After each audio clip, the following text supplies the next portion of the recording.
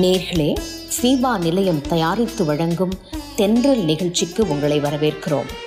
இன்றைய நிகழ்ச்சியில் கிறிஸ்தவ நெறிமுறைகள் என்ற தலைப்பில் வருகின்ற வாரங்களுக்கு தொடர் நிகழ்ச்சியை தயாரித்து வழங்குகிறோம். நிகழ்ச்சியில் சிறப்புரையாற்ற அருள் திரு முனைவர் இம்மானுவேல் சுந்தர்ராஜன் அவர்கள் வருகை தந்துள்ளார். வேலூர் பகுதியில் வசித்து வரும் இவர் இறையியல் கல்வியில் முனைவர் பட்டம் பெற்றவர், பல கல்வித்துறையில் பட்டம் பெற்ற நிபுணர், சிறந்த ஆலோசகர், சிறப்புமிக்க பல புத்தகங்களை எழுதிய ஆசிரியர். இன்றைய நிகழ்ச்சியில் கிறிஸ்தவ நெறிமுறைகள் என்ற தலைப்பில் சில கருத்துக்களை உங்களோடு பகிர்ந்து கொள்ள உள்ளார். தொடர்ந்து நிகழ்ச்சியை கேளுங்கள்.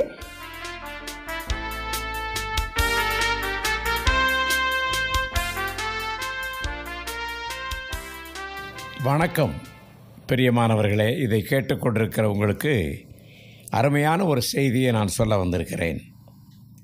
என்னுடைய 60 ஆண்டு கால வாழ்க்கையில் நான் நினைவு கூறும் சில காரியங்களில் விசேஷத்தமானது வீடு சந்தித்தல், நண்பரை சந்தித்தல் போன்ற நான் கனவிலும் நினையாத அளவிற்கு ஊழியத்தின் வாசலை திறந்து வைத்தது வல்லது என்று ஆணித்தரமாக கூற முடியும். சிறப்பாக ஒரு ஊழியக்காரர் அல்லது ஆலோசனை வழங்குபவர் கவனமாக சரியான வேளையில் ஒருவரை சந்தித்தல் அந்த குடும்ப அங்கத்தினர்களுக்கு சொல்லி முடியாத ஆசீர்வாதங்களை அருளி செய்யக்கூடும். நாடகம் போல தனது கடந்த கால அனுபவங்களை திரும்பி பார்க்கும் ஒரு மனிதனை பற்றி கேள்விப்பட்டேன். அவர் நெடுதொலைவு கிராமத்தில் வாழும் தனது உறவினரை சந்திக்குமாறு அவர் உந்தப்பட்டார். அந்த வீடு ஒரு பண்ணையின் நடுவில் அமைந்திருந்தது. மிகவும் அல்லல் பட்டு மிகுந்த முயற்சியின் முடிவில் அவ்வீட்டை வந்தடைந்தார். உண்மையிலே அவர் பேருந்தில் ஒரு அரை நாள் பிரயாணம் செய்து பின் இறுதியாக இறங்கி நடந்து அவ்விடத்து சென்றடைந்தார். அந்த விவசாயியும் அவனது மனைவியும் வியாதிப்பட்டு இருந்ததால் அவர்களின் 3 வயது புதல்வன் உதவியற்றவனாயிருந்தான். அன்று இரவே அவர்களை சந்தித்த நண்பர் அனைத்து வீட்டு வேலைகளையும் செய்வதோடு அவர்கள் மீண்டும் ஒரு புது பலன் அடையும் வரை அவர்களுக்கு உதவி செய்தார். மறுநாள் அருகே உள்ள கிராமத்தில் வசிக்கும் மருத்துவரிடம் செல்ல ஒரு மாட்டு வண்டியையும் ஒழுங்கு செய்தார். சரியான வேளையில் நடைபெறும் சந்திப்பு சிறந்த மருந்தாக கூட அமையும். உள்ளாக தூண்டப்பட்ட பின்பு ஒருவரை சந்திப்பது ஒருபோதும் தள்ளி போகாது. அதில் நீங்கள் தவறினால் அது உங்கள் வாழ்க்கை முழுவதும் குற்றமாக இருந்து கொண்டே இருக்கும். சந்திப்பதற்காக நீங்கள் எடுத்துக்கொள்ளும் உண்மையான முயற்சி சந்திக்கப்பட்ட நபரின் வாழ்க்கையின் ஆழமாக பதிந்துவிடும். அந்த சந்திப்பை செயல்படுத்த காலத்தையும் சக்தியையும் செலவழித்தாலும் அது ஒரு சிறந்த வகை ஊழியமாக அமையும். நான் காவலில் இருந்தேன், என்னை பார்க்க வந்தீர்கள் என்று இயேசு கிறிஸ்து சொன்னதின் நிமித்தம் சந்திப்பின் முக்கியத்துவத்தை அவர் உணர்த்துகிறார். மனிதர்களாகிய நாம் மக்களை சந்திக்க வேண்டும் என்பதே இறைவனின் விருப்பமாகும்.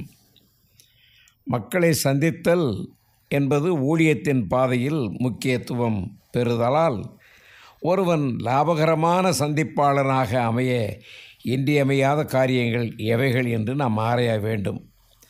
நாட்டுப்புறத்திலும் பட்டணங்களிலும் உண்டான என்னுடைய அனுபவம் சமூக சேவகர்கள், ஆலோசனை அளிப்பவர்கள், கிறிஸ்தவ ஊழியக்காரர்கள், தொண்டர்கள் வீடு சந்திப்பதில் குறைந்த அளவே உற்சாகம் காட்டுகிறார்கள்.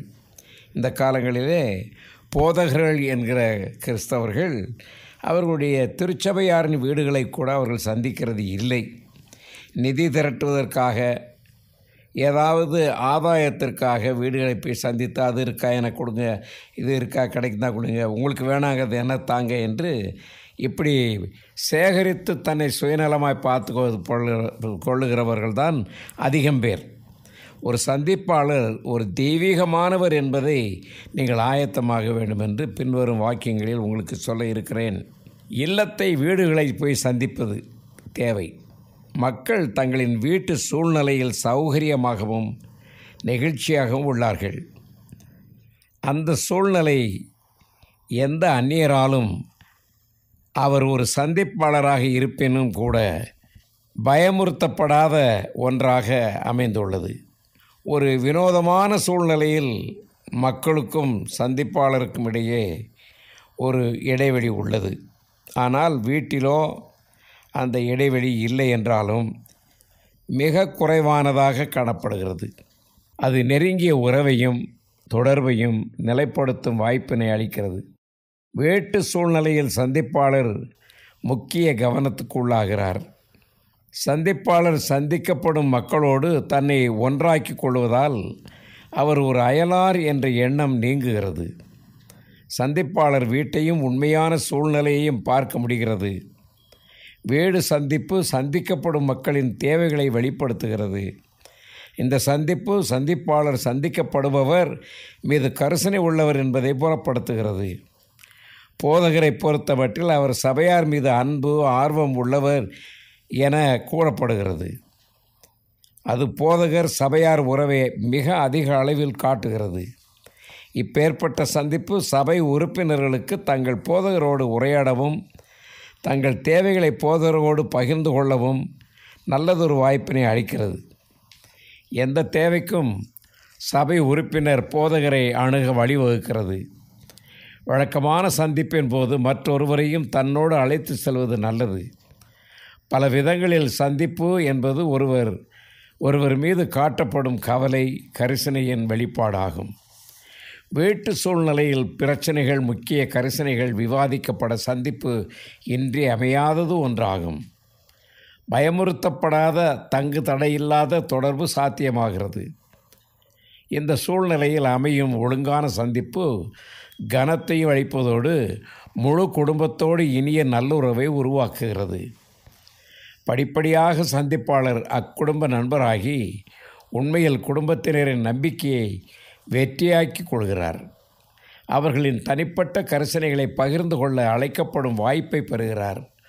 சந்திப்பாளருக்கும் அதை பெற்றுக்கொள்பவருக்கும் இடையே நல் உறவு மேம்படுத்தி கொள்வதற்கு உகந்ததாக அமைவது வீட்டு சூழ்நிலை அமைப்பாகும்.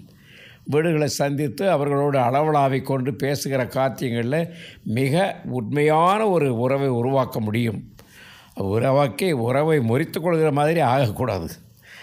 சந்திப்பாளராக ஆவதற்கு என்ன நீங்கள் ஆயத்தம் செய்ய வேண்டும் என்று நான் சொல்ல விரும்புகிறேன். என்னுடைய இந்த 60 வருஷ சந்திப்புகளில் நான் இவைகளெல்லாம் செய்திருக்கிறேன். பாருங்கள், ஒரு சிறந்த சந்திப்பாளராக அமைய ஆயத்தம் செய்வது தேவையானதாகும். ஆயத்த நிலையிலிருந்து மக்களை கவரும் தன்னை அலங்கரிப்பதை கவனத்தில் கொள்ள வேண்டும். சுத்தமான நபராக வைத்துக்கொள்வது இன்றியமையாதது. தேவைக்கு அதிகமான பளிச்சிடும் ஆடைகளை அலங்காரம் செய்யாமல் அது ஒரு இடரால ஆய்விடும்.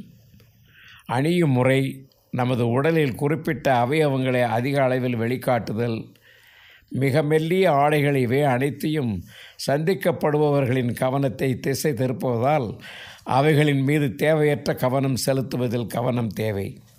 உடலை சுத்தமாக வைத்துக் கொள்வதோடு புதிய உள்ளாடைகள் அணிய வேண்டும்.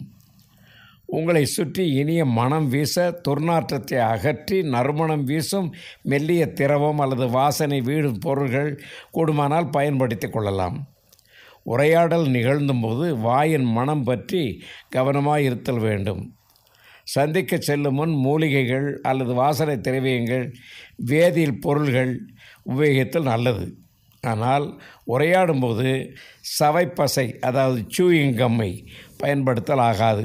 அமெரிக்கர்கள் எப்பொழுதும் வாயில் மென்று கொண்டே இருப்பார்கள். அவர்கள் மீட்டிங்கில் இருந்தால் கூட சூயிங் கம் போட்டுக்கொண்டு இருப்பார்கள்.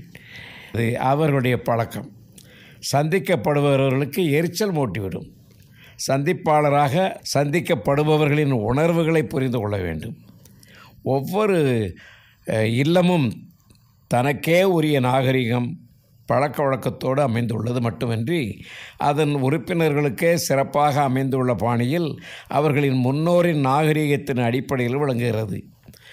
ஆசியா கண்டத்தினுடைய சூழ்நிலைக்கேற்ப சில இல்லங்களில் காலணிகளை வெளியே கழட்டி வைக்கும் பழக்கம் உள்ளது. சில வீடுகளிலே மேல்நாட்டு நாகரிகம் பின்பற்றப்படுகிறது. பழக்க வழக்கங்களை பின்பற்றுவது என்பது ஒவ்வொரு இல்லத்தின் மனோதத்துவத்தை சார்ந்ததாகும். தாழ்மை மனதுடன் அந்தந்த இடம் சார்ந்த பழக்க வழக்கங்களை கைக்கொள்ளுதல் நலமாகும். தற்காலத்தில் அநேக இல்லங்கள் உட்புறமாக பூட்டப்பட்டு தாளிடப்பட்டிருக்கும். கதவை தட்டும்போது மெல்லிய குரலில் கூப்பிடுவதை பின்பற்ற வேண்டும். ஒருவேளை தட்டுதலுக்கு எவ்வித பதிலும் இல்லாவிடில் போதுமான கால இடைவெளி அளித்து மீண்டும் தட்ட வேண்டும். கதவை தட்டும்போது அல்லது அழைப்பு மணியை அமுக்கும் பொழுது செயல்படும் முறைகள் எழுப்பும் ஒலியின் அளவால் கணிக்கப்படும். நம்மையும் அறியாமலே நாம் சற்று வரவேற்கப்படாத சந்திப்பின் ஒலியை எழுப்பக்கூடும். அதாவது பெல்லு டொர்ரு டொர்ரு டொர்ரு டொர்ருன்னு அடிக்கக்கூடாது. டர்ன்னு அடிக்கணும். ஒரு வேளை கேட்டிருக்காது, கொஞ்சம் நேரம் கழித்து அடிக்கலாம். அதே மாதிரி கதவை தட்டலாம், தட்டக்கூடாது. அப்புறம் ஏதோ வெளியே நாய் கடிக்க வர்ற மாதிரி அது வீட்டுக்குள்ளே நுழையிற மாதிரி நம்ம செய்யக்கூடாது. உங்களது அழைப்பின் ஒலியின் கரிசனை, அன்பு என்ற பண்புகள் ஒலிக்க வேண்டும். ஒரு வீட்டில் பல படிகள் அல்லது அடுக்கு படி அமைந்திருந்தால் ஏறும்போது தாழ்மையாக முன்னங்கால்களை பதித்தவர்களாக அடியெடுத்து வைப்பது நாம் காட்டும் மரியாதை காட்டும். மரத்தளம் கொண்ட வீட்டில், அதாவது மலேசியா, சிங்கப்பூர் அல்லது மாதிரி சைனா, பெங்களூர், ஜப்பான் வீடுகளெல்லாம் மரத்தினாலே அந்த படிகள் கட்டப்பட்டிருக்குமானால் உங்கள் அடியை ஒலி உண்டாக்காமல் நடக்க வேண்டும். கவனமாக இருக்க வேண்டும். சந்திக்கப்படுகிறவர்கள் உங்களை வரவேற்று நீங்கள் உள்ளே வாருங்கள் என்று வாயில் கதவை அவர்கள் மெதுவாக திறந்து இனிமையாக கையாள வேண்டும். இல்லத்துக்குள் செல்லும்போது ஹப் ஹட் ஐயோ என்றெல்லாம் சத்தங்களை எழுப்பக்கூடாது. தவிர்க்க முடியாத சூழ்நிலை தவிர மற்றபடி அவர்கள் கழிவறையை பயன்படுத்த அவர்களை கேட்பது இனிது அல்ல. ஏன்னா அவங்களுடைய டாய்லெட்ஸ், பாத்ரூமெல்லாம் பண்ணணும். சார் கொஞ்சம் இருந்துக்கிறேன் அப்படிலாம் போய் இருக்கக்கூடாது. சந்திக்கப்படுற வரைக்கும், ஒரு இருக்கையை காட்டும் வரைக்கும், உட்காருங்கள் என்று சொல்லுகிற வரைக்கும் நிற்பது நல்லது. மரியாதை கலந்த இனிய பார்வை வரவேற்கப்படத்தக்கது. எந்த இருக்கையாக இருந்தாலும் அமரும்போது பொட்டக் டபார் டிங் அப்படின்னு இடிக்க மாதிரி எந்த வகையிலும் அப்படி செய்யக்கூடாது. உங்களை ஒரு ஆய்வாளராகவோ அல்லது மதிப்பீட்டாளராகவோ கருத வேண்டாம். சந்திப்பாளராகத்தான் அந்த வீட்டுக்குள் இருக்க வேண்டும். என்ன இப்படி இருக்குது, இது இப்படி கட்டிட்டீங்களோ, உட்காந்த உடனே எல்லா கமெண்ட்டுகளையும் விட்டு குப்பையை போய் தள்ளிடணும். எதையும் விமர்சித்தலை தவிர்க்க வேண்டும். எதை எடுத்தாலும் என்ன இப்படி போட்டு வச்சுருக்கீங்க, என்ன இது இப்படி கிடக்கு, இன்னும் இந்த கலரில் அடிச்சிருக்கீங்க என்றெல்லாம் பலவிதமான விமர்சனம் பண்ணக்கூடாது. ஏனென்றால் அது கேட்பவரை ஒதுக்கி வைக்க நேரிடும், சீண்டுவது போல் ஆகும். ஒரு இனிய சந்திப்பாளராக விளங்குக. எப்படி? சந்திப்பும் போது சந்திப்பாளரின் முழு கவனமும் சந்திக்கப்படுபவரின் மீது இருக்க வேண்டும். இல்லத்தின் புத்தக அலமாரி இருந்து வாசிப்பதற்கு 4 புத்தகங்களை இழுக்காதீர்கள். பொம்மைகள் அல்லது அலங்கார பொருள்கள் எடுப்பது போல செயல்களை தவிர்த்து சில வேளைகளில் செய்தித்தாள் அல்லது பூச்சாடி இழுப்பது போல செயல்கள் சந்திக்கப்படுகிறவர்கள் விரும்ப மாட்டார்கள். சிலர் சாம்பல் கிண்ணம், மோட்டார் வண்டியின் சாவி அல்லது சாவி கொத்து போன்றவைகளை கையில் வைத்து விளையாடி கொண்டிருப்பார்கள். அல்லது ஒரு கையிலிருந்து இன்னொரு கைக்கு மாற்றி விளையாடுவார். சந்திப்பின் போது அல்லது உரையாடலின் போது ஒரு பொருளை நோண்டுவது எரிச்சல் மூட்டுவதோடு சூழ்நிலையை கெடுக்க நேரிடும். அது கவனத்தை சிதறடிக்க செய்யும். சந்திப்பின் நோக்கத்தை இழந்து போக நேரிடும். சில நபர்களின் உட்காரும் பங்கையும் உற்று நோக்க வேண்டும். உடலை குலுக்குதல், கால் ஆட்டுதல் எவரையும் கோபம் ஊட்டலாம். எல்லா வகையிலும் நன்னடத்தை விதிகள் திட்டவட்டமாக பின்பற்றப்பட வேண்டும். பலர் பற்களை குத்த ஆரம்பிப்பார்கள், நகங்களை வெட்டுவார்கள், அல்லது பல்ல குத்தி சாவி போன்றவற்றை நகங்களை சுத்தி செய்வார்கள். ஒரு விரலால் மூக்கை நோண்டுவார்கள் அல்லது சில துணுக்குகளை துப்புவார்கள். இவையெல்லாம் தவிர்க்கப்பட வேண்டிய செயல். உங்கள் சந்திப்பு நன்மை பயக்கும் ஒன்றாக இருக்க வேண்டும். அமைய வேண்டுமானால் இந்த ஆலோசனைகளை சேர்த்து கொள்ளுங்கள். மருத்துவமனைக்கு சந்திக்கப் போகிறவர்கள், நான் மருத்துவமனையிலும் அதிக காலம் வேலை செய்திருக்கிறேன். சிறைச்சாலைகளிலே வேலை செய்திருக்கிறேன். நான் இந்த மாதிரி பொது நலம் பார்த்து இருக்கிறவர்களை சந்திக்க போயிருக்கிறேன். இந்த தூக்கிலிடப் போகிறார்கள் அல்லவா, அந்த மரண கைதிகளுடைய அறைகளுக்கும் நான் போயிருக்கிறேன். அவைகளெல்லாம் சேர்த்துத்தான் உங்களுக்கு சொல்ல விரும்புகிறேன். மருத்துவமனை சந்திப்பு உணர்ச்சிபூர்வமான மனம் சார்ந்த ஆத்மீகபூர்வமான ஆயத்தம் தேவை. முன் அனுமதி பெற்றாலொழிய பார்வையாளர் அனுமதி மறுப்பு வேளைகளிலே பார்வையிடச் செல்வதை தவிர்க்க வேண்டும். நோயாளிகளின் படுக்கையில் அமரக்கூடாது. உரையாடலில் ஈடுபடுதல் மற்றும் நோயாளிகளை தொந்தரவு செய்தல் போன்ற செயல்களை மற்ற நோயாளிகளை சங்கடப்படுத்தக்கூடும். நோயாளியின் அறையிலே எவ்வித கொண்டாட்டமும் கூடாது. 1 அல்லது 2 பேர் மட்டும் குறுகிய கால அளவில் நோயாளிகளை சந்திப்பதும் வரவேற்கத்தக்கது. புகைப்பிடித்தல், சுவைத்தல் அல்லது குடிப்பதில் ஈடுபடும் குழுவினர் குணமாக்கும் குழுவினரால் விரும்பத்தக்கவர் அல்ல. மருத்துவர் குழுவினர்கள் மேற்கொள்ளும் கையாளும் சிகிச்சை அல்லது செயல்முறை பற்றி விவாதிக்க விரும்பினால் ஒழிய பார்வையாளர்கள் எக்காரணத்தை கொண்டும் நோயாளியின் சிகிச்சை அட்டையை பார்ப்பதோ தாதிகள் அல்லது மருத்துவர்களிடம் பேச முன் வருவதோ தங்களை ஈடுபடுத்தல் ஆகாது. நர்ஸை கூப்பிட்டு, சிஸ்டர் என்ன வியாதி, என்ன எவ்வளோ காலத்துக்கு இருப்பாங்க என்று கேட்கக்கூடாது. டாக்டர் வந்தார்னா அவர்கிட்ட போய் நின்று பேசு, சார் இது எப்படி சார், இது எவ்வளோ பிளட் இருக்குது என்று அவரோடு நீ கலந்து ஆலோசிக்கக்கூடாது. பார்வையாளராக நீண்டதொரு பிரசங்கம் செய்வதிலோ வேதாகம ஆராய்ச்சி நடத்துவதிலோ ஈடுபடக்கூடாது. அங்கே போய் பைபிள் கிளாஸ் நடத்தியிருக்கக்கூடாது. பைபிள் கிளாஸ் நடத்துகிறதா வேறு இடத்துல போய் வச்சுக்கணும். இங்கே போய் உட்காந்துட்டு வேதம் சொல்லி கொடுக்கறது, ஏதோ 2 வார்த்தை சொல்லலாம், டிராக்டர் கொடுக்கலாம், சின்ன புத்தகங்களை கொடுத்து வாசியுங்கள் என்று சொல்லிவிட்டு வரலாம். ஏனெனில் அது நோயாளியை எரிச்சல் ஊட்டலாம் அல்லது செவிலியர் சேவையை சினம் ஊட்டலாம். ஆத்மீக பணி முடியும் வரை மருத்துவரை வெளியில் காத்திருக்குமாறு கூறுவதும் தவறு. நீங்கள் என்னமோ ஜெபம் பண்ணுறீங்கன்ட்டு டாக்டர் வெளியே இருந்துக்குங்க, அவரே பார்த்து நீங்கள் ஜெபம் பண்ணிட்டு போங்க அப்படின்னு வெளியே நின்னா பரவாயில்ல. இவர் சொல்லுவார், சார் கொஞ்சம் வெளியே இருங்க, நாங்கள் ஜெபம் பண்ணிட்டு போகிறோம். பார்த்தேன் 15, 20, 30 நிமிஷம் இவங்க ஜெபக்கூட்டம் நடத்திட்டு இருப்பாங்க. சில வேளைகளிலே நமது செய்திகள் இதன் பின்னர் உள்ள வாழ்க்கை பற்றி அமையுமானால் அது நோயாளியை துயர் உற செய்யலாம். அப்பேற்பட்ட செய்திகள் நோயாளியின் உயிர் வாழும் நம்பிக்கையை கூட பயமுறுத்துவதாக அமையக்கூடும். அது உறவினர்களை கூட தைரியம் இழக்கச் செய்யும். சுகமாக்கும் குழுவினர், அதாவது அங்கே மெடிக்கல் பீப்புள், நீங்கள் தேவைப்பட்டால் ஒழிய இந்த இடம் சிறப்பாக உனது பக்தியூட்டும் காலம் அமைவதில்லை. சில ஆர்வமுள்ள மத போதகர்கள் கூட நோயாளிகளுக்கு தேவ செய்தியை அளிக்கும்போது இந்த தவறை செய்கிறார்கள். சுகத்திற்காக, சமாதானத்திற்காக, நம்பிக்கைக்காக, குணமாகுதல், எதிர்பார்ப்பு இவற்றை எவ்வாற்றிலும் கட்டி எழுப்பும் சந்திப்பாளராக இருத்தல் வேண்டும். நோயாளிகளை சூழ உள்ளவர்கள் மட்டும் நோயாளி சுகத்திற்காக உழைக்கும் மருத்துவ குழுவினருக்கும் ஆறுதலையும் உற்சாகத்தையும் கொண்டு வரும் பார்வையாளராக அமைதலே நன்று. நேர் ஒரு குருவானவரானால் அழைப்பென்று அங்கு சென்று திருவிருந்து பரிமாறலாம். நேர் ஒரு குணமாக்கும் பார்வையாளரானால் சுகவீனம் உள்ளவர்களுக்கும் துயரப்படுகிறவர்களுக்கும் உனது சந்திப்பு ஒரு தேவதூதனின் சந்திப்பாக அமைய முழு இதயத்தோடும் ஆத்ம பாரத்தோடும் ஜெபித்து கொண்டே அங்கு செல்ல வேண்டும். ஓர் உதவியாளராக இருங்கள். சீரிய முறையில் திட்டமிட்டு செயல்படும் சந்திப்பாளர் சந்திப்பை ஆசீர்வாதமாக்குகிறார். அந்த சந்திப்பாளர் சந்திப்பை இல்லத்தில் ஒருவராக மாறி குடும்பத்தின் மரியாதையை சம்பாதிக்கிறார்.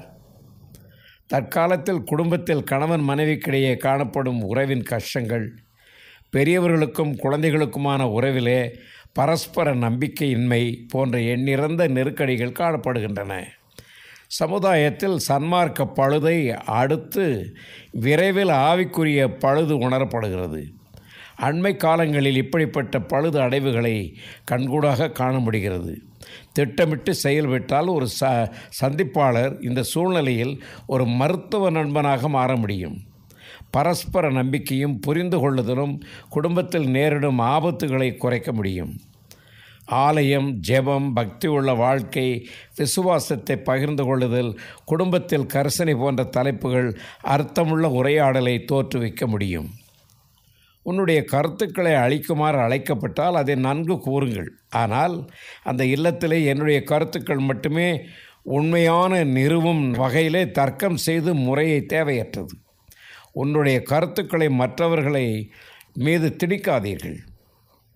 அவர்கள் உன்னை பின்பற்ற விரும்பலாம், ஆனால் சில குறிப்பிட்ட கோட்பாடுகளை பொறுத்தமட்டில் தங்களது மதிப்பீட்டை அமைக்குமாறு அவர்களை அனுமதிக்க வேண்டும். நான் விசிட் பண்ணும்போது அங்கே வந்த ஒரு போதகர் என்னை பார்த்து, என்ன உங்கள் கையில் மோதிரம் போட்டிருக்கிறீங்க என்று கேட்டார். ஏன் ஐயான்னு கேட்டேன். இது கடவுளுக்கு உகந்தது அல்ல என்று தர்க்கம் பண்ணுகிறார். அந்த ஒரு நோயாளி ஒரு கஷ்டப்பட்ட மனுஷன், அவர் என்ன இங்கே வந்து சண்டை போட்டுக்கிட்டு இருக்காருன்னு கேட்டார். நீங்கள் உங்களுடைய தத்துவங்களையும் ஃபிலாசபிகளையும் பிற மக்களுக்கு முன்னாலே செய்யாதீர்கள். அது அவசியம் அல்ல. நீங்கள் விசிட் பண்ண போனீங்களா, தங்க வேலை நல்லதா, தங்க வேலை கையில் போடுறது நல்லதா, செயின் போடுறது நல்லதா, பட்டுச்சேலை கட்டுறது நல்லதா என்று நீங்கள் தர்க்கம் பண்ணி பிறரை அவமதிக்கும் இதில் ஈடுபடாதீர்கள். கோட்பாடுகளை மதிப்பீட்டை அழைக்குமாறு அனுமதிக்க வேண்டும். உரையாடலின் போது சந்திக்கப்படுபவர் தன்னை முற்றிலும் வெளிப்படுத்த வசதியாக சந்திப்பாளர் ஒரு செவி மடுப்பாளராக இருக்க வேண்டும். அதாவது காது கொடுத்து கேட்குறவராக இருக்க வேண்டும். செவி மடுத்தல் கலை என்ற ஒரு அத்தியாயத்தில் இந்த விஷயத்தை பற்றி நான் தெளிவாக சொல்லியிருக்கிறேன். எப்படி listening, how the art of listening, செவி கொடுத்தல் என்னது என்பது பெரிய கலை. அது பிறருக்கு எரிச்சல் ஊட்டுமனதாக இருக்கக்கூடாது. நமது நோக்கத்தை தடை செய்யும் விதத்தில் அமையும் உள்நோக்கத்தை ஆராயும் வினாக்களை தவிர்க்க வேண்டும். நீங்கள் ஏன் கூட்டங்களுக்கு வரவில்லை, இந்த காரியத்தை நீங்கள் ஏன் செய்யவில்லை போன்ற நேரடி வினாக்களை தவிர்க்க வேண்டும். ஏனெனில் இப்பேற்பட்ட விடை காணும் அரிய ஆர்வமுள்ள வினாக்கள் கதவை அடைத்து விடக்கூடும்.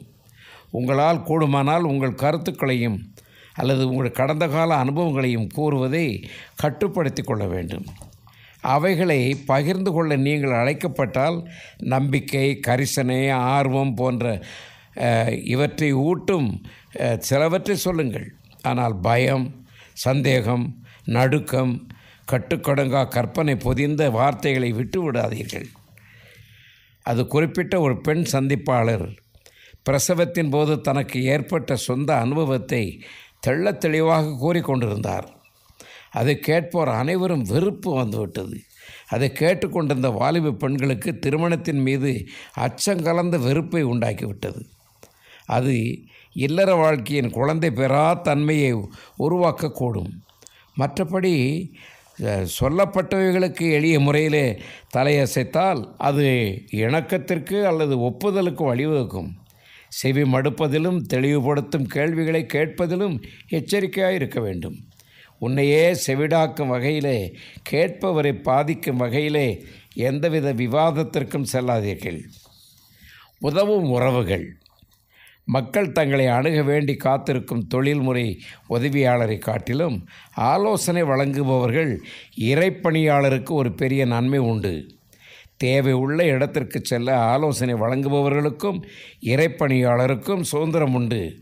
சந்திக்கப்படுகிறவர்கள் வீட்டில் உள்ளனரா என்பதை நிச்சயித்து கொள்ள முன் அனுமதி நேரம் பெற்றுக்கொள்ளாமல் நலம். சிலருடைய சந்திப்பு என்ன நோக்கம் கொண்டது என்பதை குறித்து கவலைப்பட ஆரம்பித்து விடுவார்கள். எனவே சந்திக்கப்படுபவர்களின் மனதை லகுவாக்க சந்திப்பின் காரணத்தை முன்கூட்டியே தெரிவிப்பது நன்று. நல்லதொரு சந்திப்பு இருவருக்குமே நன்மை பயப்பதாக அமைய வேண்டும். நிதானமாக இருக்க வேண்டும். நுண்ணயத்தை கூடிய நல் உறவு பார்வை சந்திப்பாளருக்கு மிக உதவி உள்ளதாக, இன்றியமையாததாக அமைய வேண்டும். சந்திப்பாளராக உன்னிடம் சந்திப்பு அட்டவணை ஒன்று இருக்கலாம். உன்னுடைய சந்திப்பின் உன் அன்பு மதிக்கப்பட வேண்டும். சில வேளைகளில் தன்னார்வ பின்தொடர்பு அலுவலர்கள் அதிகாரத்தோரணையிலே உறவாக காட்டலாம். அவ்வகை துணிவு தவிர்க்கப்பட வேண்டும். ஆலோசனைக்காரராக, தேவ ஊழியக்காரராக அல்லது தன்னார்வ பின்தொடர் ஊழியராக உங்களது கரிசனை, பரஸ்பர நன்மைகள் இவற்றை சந்திப்பின் காரணங்களாக பிரதிபலிக்க வேண்டும். ஒரு உதவியாளராக திகழ சந்திக்கப்படுபவர்கள் மீது காட்டப்படும் கவலை, கரிசனம் இன்றியமையாதது. ஒரு சந்திப்பிற்கு காலம் குறிப்பதில் அநேக பிரச்சனைகள் உண்டு. நம் வேலையிலே மூழ்கி இருப்பவர்கள் நம்மில் அநேக நாள் முழுவதும் உடல் ரீதியாக, உணர்ச்சி ரீதியாக சக்தி இழந்து காணப்படுகிறோம். நான் ஒருவரை சந்திக்க சென்றேன், ஆனால் அவர் அங்கே இல்லை என்று சொல்வதற்கு ஒருவரை சந்திக்க ஒரு பொருத்தமான வேலையை கண்டுபிடிப்பது சாக்குப்போக்காக அமைந்து விடுகிறது. அவனோடு அல்லது அவளோடு தொடர்பு கொள்ள முடியவில்லை. நான் ஒருவருக்கு உதவி செய்வதற்காக அவரை சந்திக்க ஆயத்தமா என்னும் வினாவை சந்திப்பாளர் ஒவ்வொருவரும் தனக்குள்ளே வினவ வேண்டும். நன்கு திட்டமிடப்பட்ட சம்மதம் பெற்ற ஒரு சந்திப்பிலேயே ஒரு தொடக்கமாக இருக்க வேண்டும். பொதுவாக இப்பேற்பட்ட சந்திப்புகளை கரிசனை சந்திப்பு என்று அழைக்கிறோம். அதாவது கன்சர்ன்டு மீட்டிங். இது சந்திக்கப்படுபவர்களின் மீது ஒரு திருப்தியை தாக்குதலை ஏற்படுகிறது. எத்தனை முறை எவ்வளவு நேரம் என்பது சந்திக்கப்படுபவர் மனதில் பதிவதில்லை. ஒருவர் போனார்னா எப்போ வெளியேறுவாருங்கிற எண்ணம் அந்த வீட்டுக்காரங்களுக்கு பயமாயிரும். இப்போ இங்கே இருந்துருவாரோ, வந்து எப்படியும் 1.5-2 மணி நேரம் ஆச்சே, என்ன பேச வந்தாருன்னு தெரியலையே என்று அவர்கள் வேதனைப்பட்டு போயிட்டு வரீங்களா, எங்களுக்குன்னு ஒரு வேலை இருக்குன்னு சொல்கிற அளவில் நீங்கள் அந்த வீட்டை சந்திக்கப்படாது. அல்லது பேஷண்ட்டை பார்க்க போனவங்க முடிந்தால் 10 அல்லது 15 நிமிடத்தோடு முடிச்சு விட வேண்டும். என்னடா இந்த மருந்து இந்த ஆப்ரேஷன் அப்படியே இருந்து கொண்டு இருக்கக்கூடாது. பிரியமானவர்களே, ஒருவர் சந்திக்கப்பட்ட போது சந்திக்கிற அந்த ஒரு ஆஃபீஸில் இவர்களை பார்க்க போயிருந்தார்கள். அங்கே போன உடனே அந்த ஆஃபீஸை சார்ந்த ஒரு மேன்மையான வேலை செய்கிறவர்கள், ஒரு ஆங்கிலத்தில் சொல்வார்கள், ஆனால் சாப்ளின் அல்லது அங்கே உள்ள ஒரு குருவானவர், போதகர், உதவிக்காரர், சுகமளிக்கிறவர் என்கிற ஒரு பணியில் இருக்கிறவர்கள், நீங்கள் எங்கே வந்தீங்க, உங்கள் தங்கச்சியெல்லாம் எங்கே வந்தாங்களா, வரலையா, உங்கள் தங்கச்சியை நீ போய் பார்க்குறது இல்லையாமே, எங்கே வந்தீங்க, உங்கள் பிள்ளைங்களை கூட்டு வரலையே இங்கே என்று ஏராளம் பேசி அவனுக்கு பதில் சொல்ல முடியாத அளவில் இவர்கள் கேட்ட கேள்வியை பார்க்கும்போது சொல்லி வாயை பற்றிட்டு போமா, என்ன பதில் சொல்கிறக்க இங்கே கேள்விக்கு கூட்டிருந்தீங்க என்று சொல்லும் அளவுக்கு சந்தித்து விட்டார்கள். நீங்கள் அன்போடு கரிசனையோடு பேசுவீர்களானால் உங்களுடைய சகோதரிகள் நல்லா இருக்கிறார்களா, அவர்கள் பார்த்தீர்களா, நான் கூட பார்த்து ரொம்ப நாள் ஆச்சு என்றதோடு நிறுத்தி கொள்ள வேண்டும். சந்திப்பின் தன்மை சந்திப்பினால் அளிக்கப்பட்டது சந்திக்கப்படுபவர்களின் மனதில் ஆழமாக பதியும். வீடு சந்திக்கும் குருவானவர் ஆலயம் செல்லும் சபையாரை உருவாக்குகிறார். The house going pastor make the church going people. எவ்வளோ அருமையான வார்த்தைகள் பாருங்கள். அந்த மாதிரி உங்கள் மூலம் வீடு சந்திப்பின் முக்கியத்துவத்தை உணர முடியும். மருத்துவமனைகளுக்கு நெருக்கமான சூழ்நிலையின் போது ஆற்றப்படும் சந்திப்பு மற்ற சூழ்நிலையிலும் செய்யப்படும் சந்திப்பை விட சிறந்ததாகவும் நோயை குணப்படுத்தும் மருந்தாகவும் அமையும். நான் யாரை சந்திக்க ஆஸ்பத்திரிகளுக்கோ பலவீனமான சுகமில்லாதவர்கள் வீட்டில் படுத்திருக்கும் போதோ அவர்களை நான் சந்தித்து விட்டு வந்த பிறகு அவர்கள் கேட்பாங்க, அடுத்த முறை எப்போ வரீங்க, தயவுசெய்து உங்களுக்காக காத்திருப்பேன் என்று சொல்லியிருக்கிறார்கள். அழைக்கப்படும் போது உதவி செய்ய ஆயத்தமாக இருக்க வேண்டும். சந்திப்பாளர் ஒருவர் உதவி செய்ய முன் வரும்போது அவள் வெகுவாக பாராட்டப்படுவார். சந்திக்கப்படுபவர் உதவியை விரும்பாத பட்சத்தில் உதவி அளிக்காதிருப்பதில் எச்சரிக்கையாக இருக்க வேண்டும். வாக்குறுதி, சட்டம் இவையன்றி உதவி செய்வதில் உண்மையாயிருத்தல் நன்று. வாக்குறுதிகளை அள்ளி வீசிவிட்டு அவற்றை நிறைவேற்ற தவறும் நபர்களை நாம் அடிக்கடி காணலாம். ஒருவர் தனது தேவையை உண்மையாகவே வெளிப்படுத்தி உதவி கேட்டால் நீ உதவி புரிய கூடுமானால் உதவியாளனாக இரு. ஆனால் தடை ஏற்படுத்துகிறவராகவோ அல்லது குற்றம் புரிகிறவராகவோ ஒருபோதும் காணப்படக்கூடாது. முதலாவதாக உதவி அளிக்கப்படுதலின் உண்மையான விருப்பத்தை தெரிந்து கொள். பின்னர் அவர்களின் தேவைகளை பூர்த்தி செய்வது இன்றியமையாததாகும். ஒரு வீடு சந்திப்பை சமாதானத்தோடும் ஒழுங்கான முறையில் நிறைவேற்றுவது என்பது ஒரு சிறந்த கலையாகும். ஒவ்வொரு முறையும் அதை செயல்நுட்பத்தோடும் ஞானமாக ஜெபத்தோடும் கையாள வேண்டும். குடும்ப அங்கத்தினர்கள் கேட்டால் ஒழிய சந்திப்பாளர் வேத வாசிப்பு, ஜெபம் செய்தல் போன்ற பக்தி விருத்திக்கு ஏதுவான காரியங்களை குடும்ப அங்கத்தினர்கள் மீது திணிக்கக்கூடாது என்று என்னிடத்தில் ஒருவர் சொன்னார். நான் அதை வரவேற்கிறேன். நான் அந்த வீட்டுக்கு சந்தித்து விட்டு புறப்படும் பொழுது கேட்பேன், நான் ஒரு சிறு ஜெபம் செய்யட்டுமா, ஏன் பைபிள் வாசித்து ஜெபம் பண்ணுங்க என்று சொன்னால் அது ஒரு சின்ன பகுதியை எடுத்து உடனே வேதத்தை எடுத்து எல்லா பகுதிகளையும் அந்த பக்கம் இந்த பக்கம் அந்த வசனம் இந்த வசனம் எல்லாம் எடுத்து பெரிய பாராயணம் பண்ணி கதாகாட்சேபமே பண்ணி முடித்து ஜெபத்தை எப்படா முடிப்பாருன்னு முழிக்கிற மாதிரி செஞ்சிடாதீங்க. சந்திப்பாளர் வேத வாசிப்பு, ஜெபம் செய்தல் போன்றதை பக்தி விருத்திக்கேற்ற விதமான காரியங்களாக குடும்ப அங்கத்தினர்களுக்கு உருவாக்கி அளிக்க வேண்டும். அவர்கள் அளித்த சிற்றுண்டி அல்லது பானத்திற்கு நன்றி கூறுங்கள். மீண்டும் ஒரு முறை ஐக்கியத்தை எதிர்பார்க்கிறேன் என்று கூறியோ நிறைவு செய்யலாம். சமாதானத்தோடு அந்த வீட்டை கடந்து செல்லுங்கள். மீண்டும் அவ்வீட்டிற்கு வருவதில் கவனமாயிருங்கள். அந்த வீடு உங்களுக்காக திறந்தப்பட்டிருக்கும் என்று எதிர்பாருங்கள். தபால்காரர் எப்போதும் செய்தியை கொண்டு வருவதால் அனைத்து இல்லங்களும் அவரது வருகையை எதிர்நோக்கியுள்ளன. அதை போல நீங்களும் ஒரு தபால்காரரை போல செல்லுங்கள். சொல்லுவாங்க, be like a postman, expected man. இந்த அவன் தான் வாராரியா என்று கதவை அடைச்சிட்டு ஆளுகளுக்கு இது பண்ணபடி சத்தடை முடியாமல் ஆயிராமல் நுழையும் போது சந்திக்கப்படுபவர்களை ஒரு மருத்துவர் என்றும் கையாளுபவரோ அதுபோன்று கையாள வேண்டும். ஒரு சிறிய நோட்டு புத்தகத்திலே உங்கள் சந்திப்பை பதிவு செய்து வைத்துக் கொள்ளுங்கள். அதை பற்றி ஒரு சிறிய விமர்சனத்தை எழுதி வைத்துக் கொள்ளுங்கள். உங்கள் சந்திப்பை ஒரு சுகமாக்கும் சந்திப்பாக ஆக்கிக் கொள்ளுங்கள். ஒரு வீடு சந்திப்பின் பலாபலன் சந்திப்பாளர் கொண்டு வரும் நோக்கம், மனப்பான்மையை பொருத்தமாகும். எல்லாவற்றுக்கும் மேலாக ஒரு சந்திப்பு என்பது தூய நம்பிக்கை என கருதப்படும். அதை ஞானத்தோடும் ஜெபத்தோடும் கண்ணியத்தோடும் கவனத்தோடும் உங்களை எதிர்பார்க்கின்ற அளவிற்கு செய்து முடிக்க உங்களுக்கு கடவுள் உதவி செய்வாராக. ஆசீர்வாதம் பெற்றுக்கொள்ளுங்கள். முடிக்கிறேன். வணக்கம்.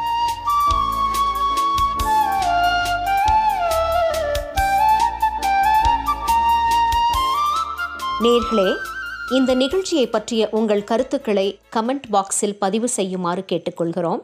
மேலும் டிஸ்கிரிப்ஷனில் உள்ள இமெயில் மற்றும் தொலைபேசி எண்ணிற்கு தொடர்பு கொள்ளவும்.